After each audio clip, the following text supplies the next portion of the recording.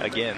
Are you saying Eli Tomac alone can help keep you on your toes? Yeah, if I was racing this number 3, then maybe I wouldn't be looking at those small goals. Yeah. Just be worried about beating this guy. And the good news is this is not just now for Tomac. He has said he wants to come back and race next year. We asked him about that. Unfortunately, I've kind of not been a man of my word for saying I'm going to be done and then saying I want to race more, but I'm back to wanting to continue my racing past 2025, and that's where I'm at. And so we're working on negotiations right now to keep going into the future. And that has led to, obviously, the fans are pumped to have a legend not retiring, but also a lot of speculation of where will he ride, because certainly Cooper Webb is a star over at Yamaha. He just won the Monster Energy Supercross title. They've got to keep Hayden Deegan in the fold as he transitions to the 450 class. So is there room or not for Tomac? They would love to have him, obviously, for the results. But that's a big budget to have 3 superstars. So now a lot of speculation of where will Tomac go.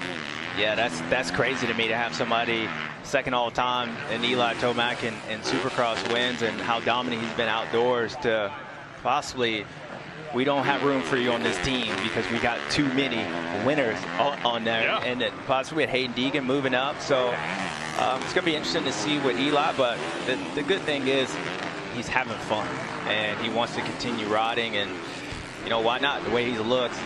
But as we were talking, JT's question about Jet Lawrence and how you stay focused, you know, we hear Jet say things about Eli, a lot of good things, positive. He recognizes that Daytona, Eli one of his best tracks, so he went there extra focused. I think there's 2 reasons why Jet's going to be strong here. I think he's going to want to revenge what happened last year, and he knows that this is probably one of Eli's better tracks. I mean, we know that minute-and-a-half victory, so he might be extra focused today because of what Eli was able to do over 10 years ago, and it's going to be hard to beat. So that guy's a student in the game, but Eli looks good as well. JT. It's funny. I love James's perspective there because those 2 things are converging here. Eli knows that he has to capitalize on the tracks that are conducive to success. He has to. And also, that flies in the face of Jet not being his best self here. His results would reflect this is not a great racetrack for Jet on relative terms. So, like James is saying, Jet wants to upend that. He wants to defy Tomac, knowing he's got to step up. And for Eli, the opposite's true. I have to make the most of the opportunities when they are there. One of those is going to win out today. That's where the magic happens this afternoon. Absolutely. Let's hope it leads to a battle, JT. That perspective there. Tomac, what we're talking about is his pro debut. Way back in 2010, he won. Only rider to ever do that.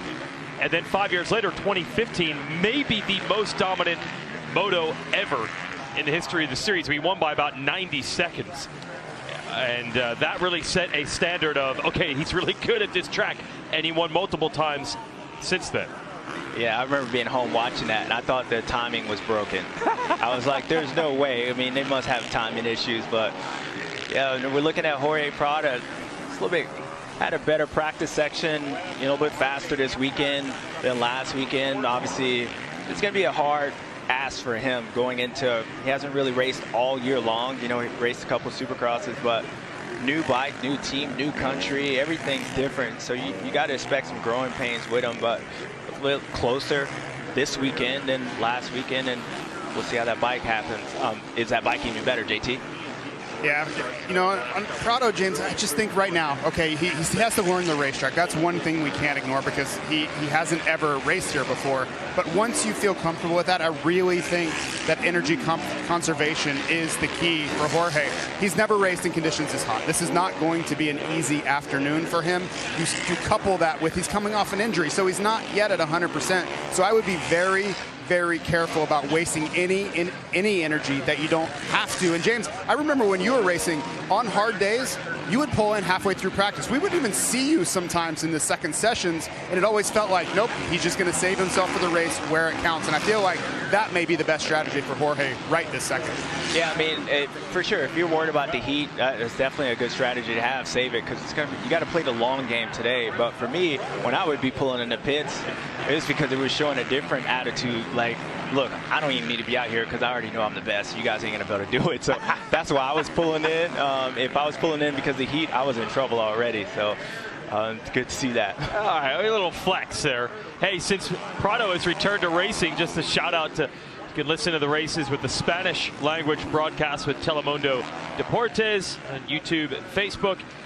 And also, if you're outside the United States, tell your friends it's the SMX Video Pass, and the Spanish language broadcast available there too. Go to supermotocross.com.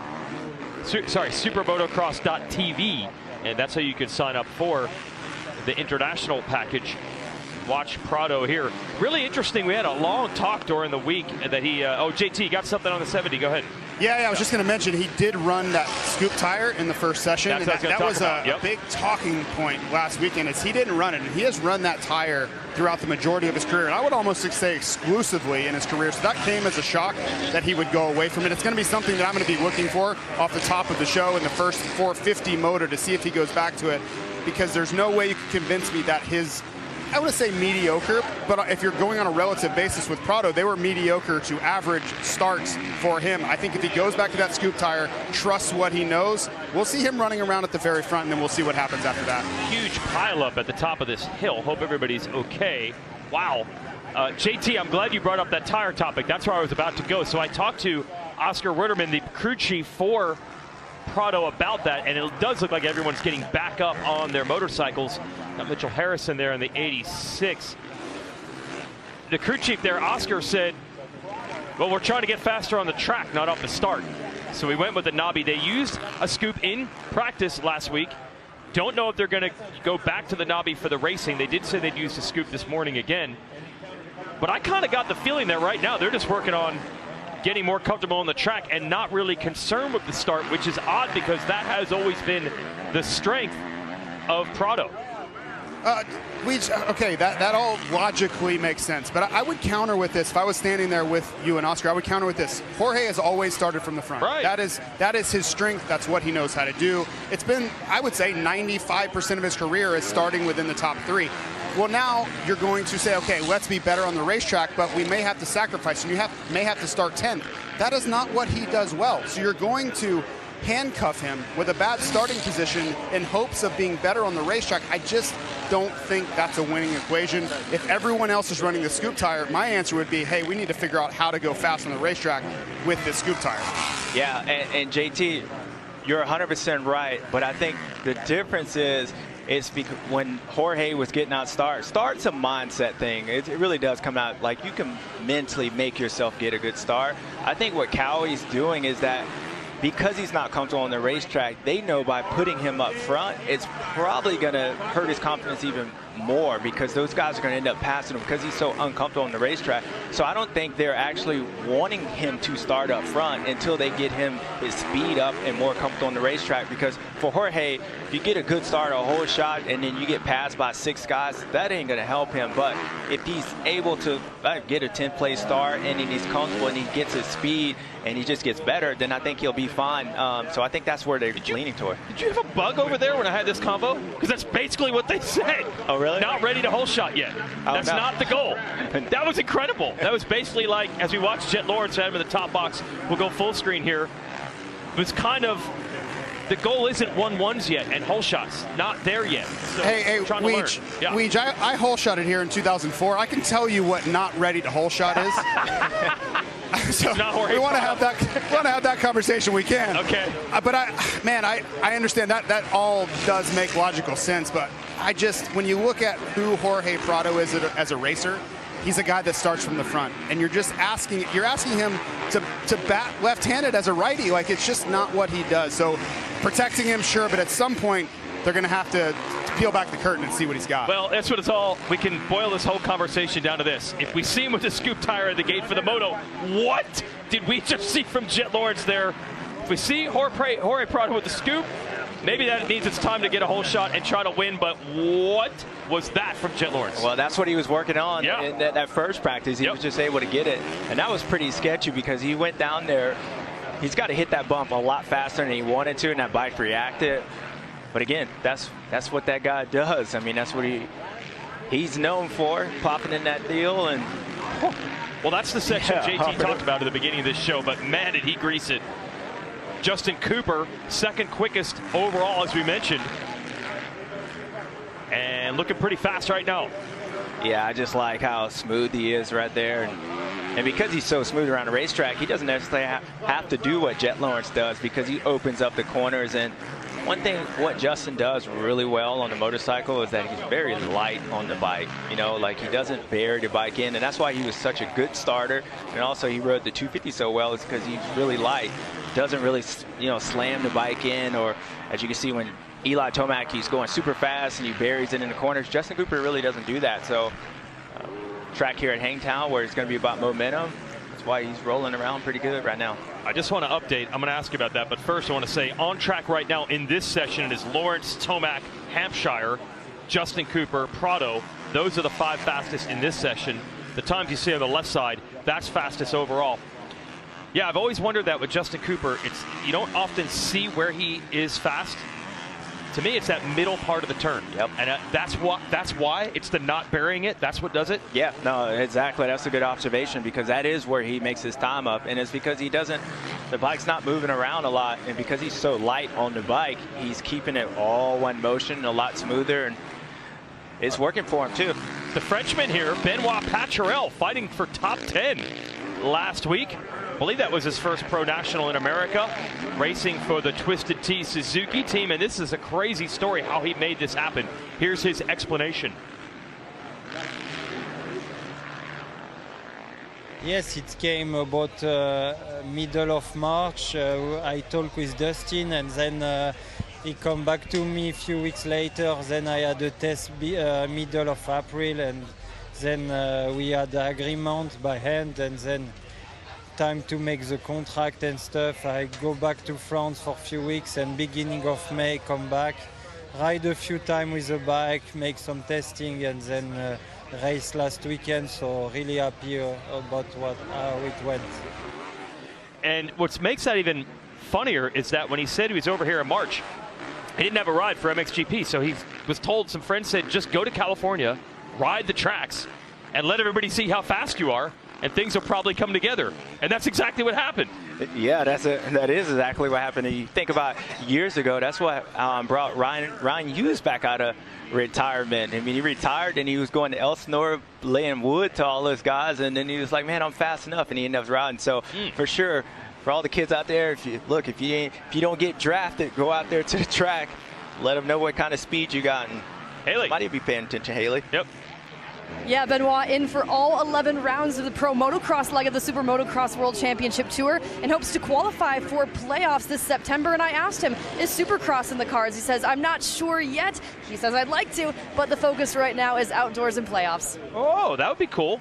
And a lot of those French riders do have a background in Supercross, so he might be able to adapt if he has a chance next season, at least for the hybrid tracks in SMX. Let's check in with RJ Hampshire, who, as I mentioned, third fastest on track right now, looking good.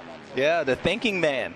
Suddenly. Yeah, we're going to call him the thinking man because, you know, RJ looks good, and I'm sure he's happy because he's got a lot of power underneath that bike. He's got a teammate, Malcolm Stewart, my brother, out there. And again, he's riding with Aaron Plessinger and Malcolm during the week, so he knows what kind of speed it does, what's needed to be out here to compete. Here's RJ yesterday on this transition to the 450. Yeah, I mean, my goal last weekend, realistic goal was top 10, and we did that. But yeah, it's just crazy. It's a new kind of stage in my career where it's like, all right, you got to kind of build up again, keep the goals realistic every weekend, get stronger. So, you know, that second moto, I had nothing left last weekend. So be a bit stronger this weekend. I did some testing this week on the bike, so should feel a bit more comfortable. And James, you're calling him the thinking man because that's what he told me yesterday. He has time to think about lines instead of having to hammer everything wide open everywhere on the 250. Yeah, definitely a different part of his career and new part. And I'm sure it's fun for him. And when you look at RJ, you know, he's 30 years old, and it's hard to say he's a rookie, but he is a rookie at this point. He's almost like a fifth-year freshman in college. So good to see him out here. JT? He goes over the checkered flag there to end this session. But when you guys said that, I was like, he's the guy that everybody's asking, what is he thinking most of the time? So this is quite the heel turn for RJ Hampshire. But honestly, he does look a lot smoother on the 450, so I give him credit for that. Well, he said he wants to eventually get to the point where he can start hopping those bumps like Jet Lawrence, but what Jet did hopping at the end of this session is several levels above the normal level of hopping, and he does end up fastest on track in this session and fastest overall. He's walking over to the podium. I guess he went back to the truck. This is not the fast line. So his bike is already back there. What a gentleman. I'll still do the interview. I'll come on down. He's going to run. What happened to conserving energy? Flex move. Flex move. Yeah, put the bikes on the stand, already in the pits, getting washed off. I don't need to be out here. No problem. Hey, Deegan did the interview with the helmet on. These guys are showing just how tough they are, even in these conditions. Justin Cooper will be second overall in qualifying over Tomac, Plessinger, and Hampshire. Stuart Prado, Lawrence Savacci, Jason Anderson,